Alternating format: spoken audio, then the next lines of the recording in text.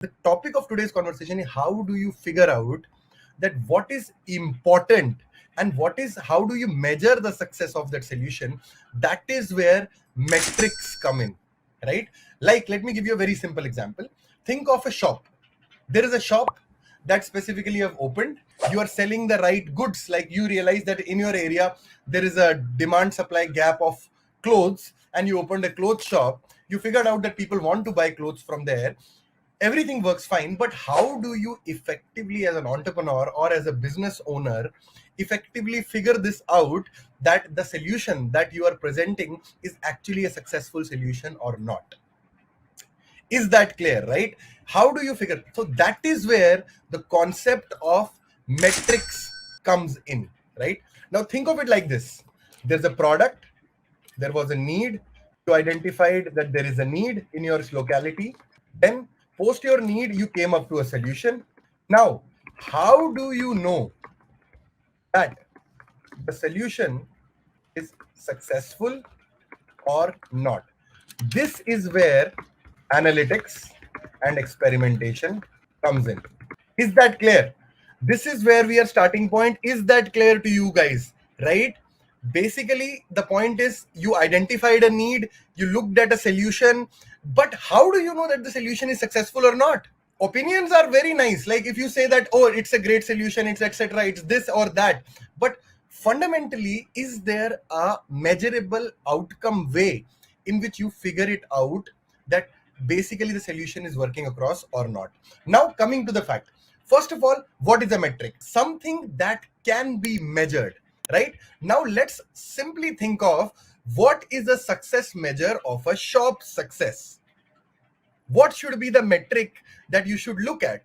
Ideally, for a shop success, revenue minus cost is equal to profit. So is profit a metric that a shop should track? Very same thing goes for any product solution. But how do we think of product solutions, right?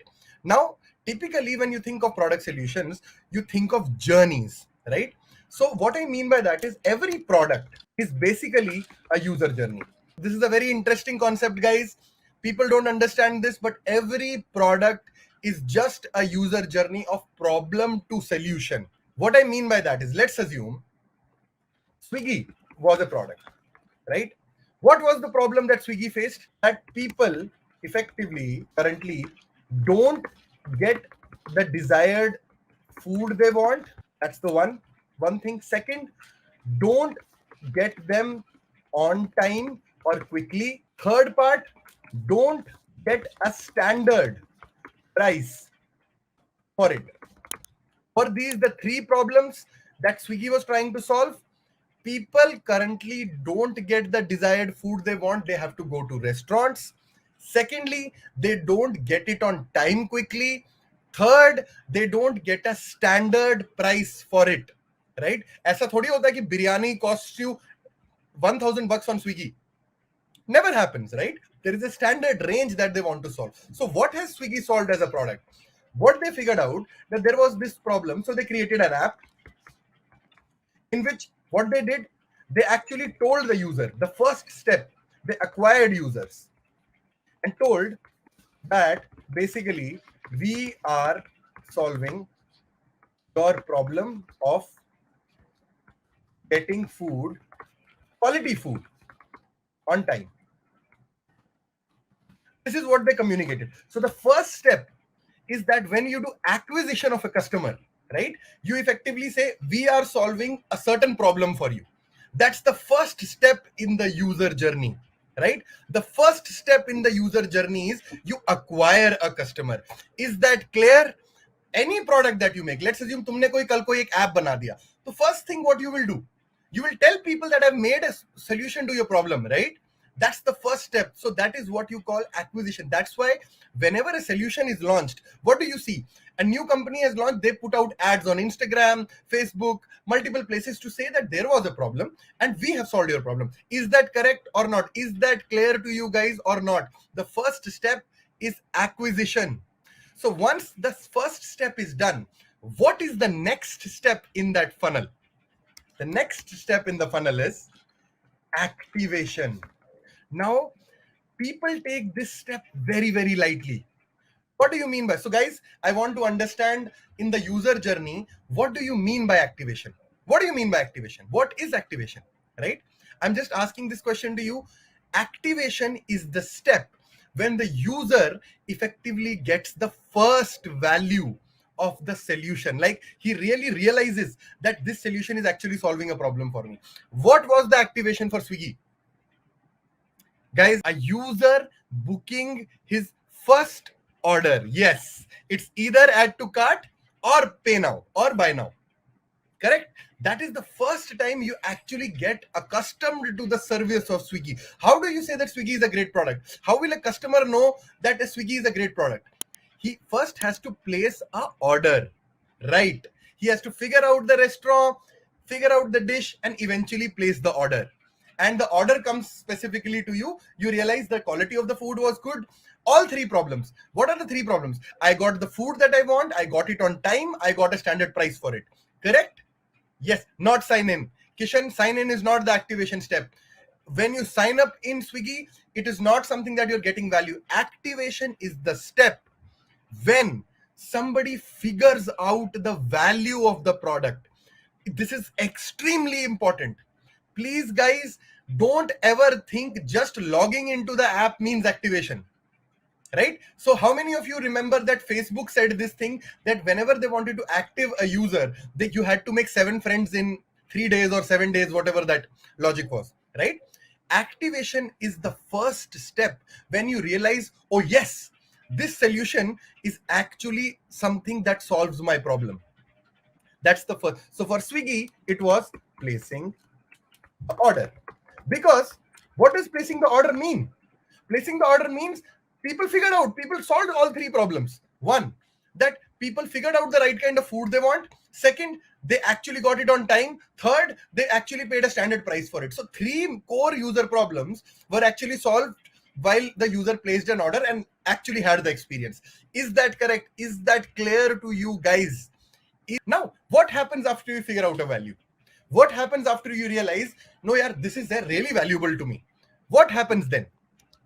The third step comes in: retention. If a product is actually giving value to you, it's actually providing value to you, what will you do?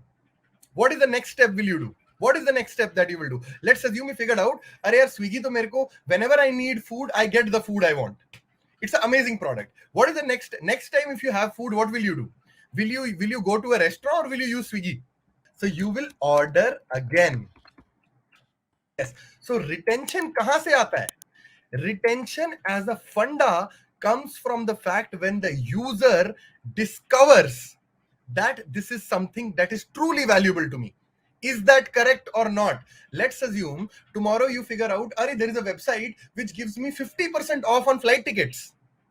And they have a business model built around it. Maybe some kind of lease model, or they already pre-book tickets and they book in bulk, whatever that model is. But for an end user, it is effectively giving you 50% discount on every flight ticket, right?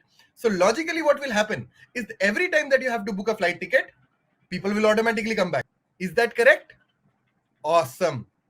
So logically, retention is a structure in which people, after they have figured out a value, they eventually order the same thing again and again because the value compounds.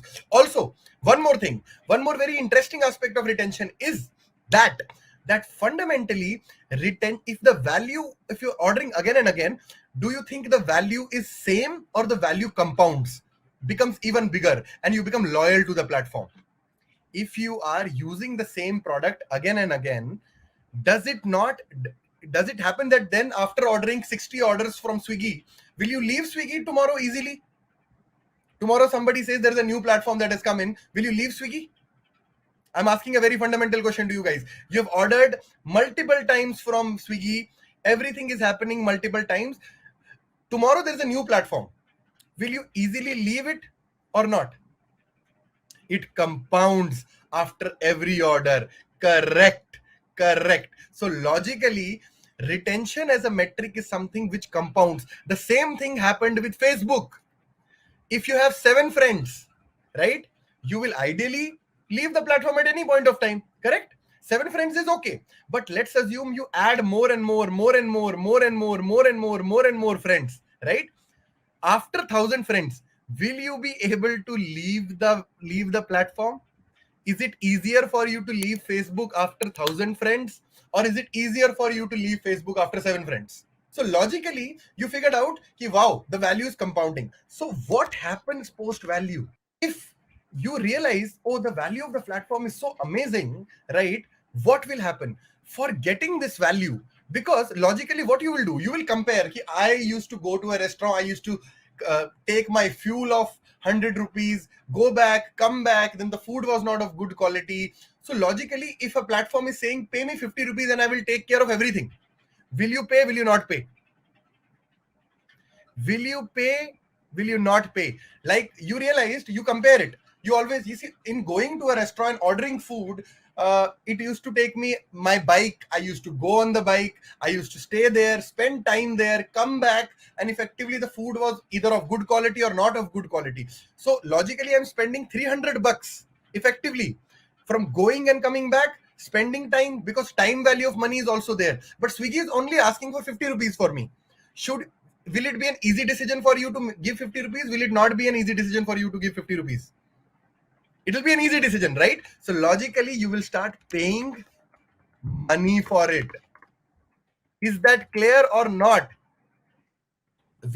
Whenever you think of value, you always compare with the preceding solution. In the preceding solution, kya kar rahe the? You were actually going to the restaurant. You were investing petrol there. You were paying money on the restaurant, which was not standardized. The restaurant owner says, "Sir, aaj to biryani 400 rupees ki hai. Matlab, we have this order only," right? So it's not standardized.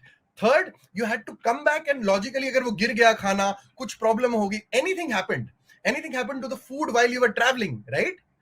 Then also there's a problem. So logically, you're investing 400-500 bucks or 300-400 bucks only to order food and take it back.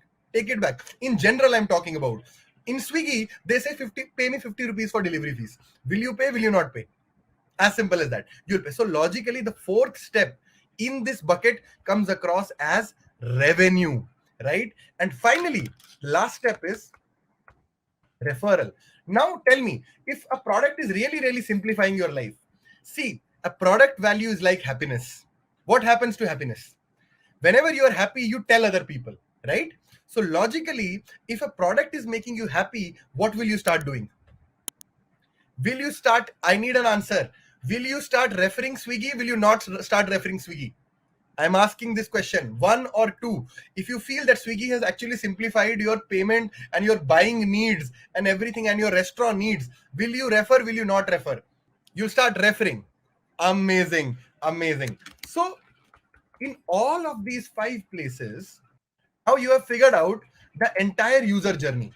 Like, you understood what the user journey of the product is now, right?